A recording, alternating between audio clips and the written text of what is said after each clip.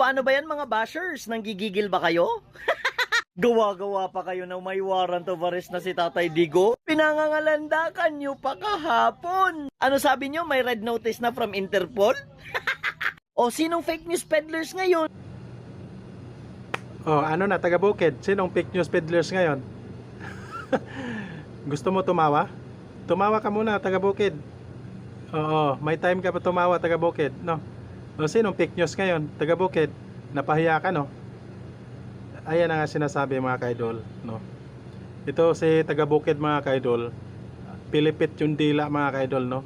May kaso pala to si taga Bukid eh. Oo. At ayan na nga mga kaidol, no? Gusto pa daw niya tayong turuan, no? Na mag-research tayo. Anong napala mo ngayon taga Bukid? Sinong fake news natin? No? Kayo ang mga didilis. Dapat nga kayo sisihin ni ni ex-president Duterte. Kayo ang sisihin kasi kayo yung mga vlogger-vloggeran na nagsuporta kay Duterte. Dapat yung mga vlogger yung sisihin diyan no? Kasi sila yung nagpapakalat ng mga fake news, no? Patuloy pa rin sila. Oo, kahit maling impormasyon na, maling impormasyon na yung ginagawa nila, no? Oo. So ngayon taga Bukid, sinong fake news natin? 'Di ba ikaw?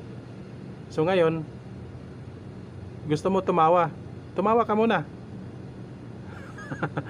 Ayan na nga sinasabi mga kaidol, no? Panoorin niyo sa taga Bukid mga kaidol.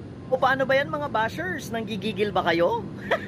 Gawa-gawa pa kayo na may warrant of arrest na si Tatay Digo? Pinangangalandakan nyo pa kahapon. Ano sabi nyo? May red notice na from Interpol? O sinong fake news peddlers ngayon? Bago nyo pinalabas at sinabi, hindi nyo man lang chinek sa website ng ICC at Interpol? O turuan ko pa kayo, puntahan nyo yung mga website niyan ngayon? Ayan tayo eh. Tumakas sa inyong mata.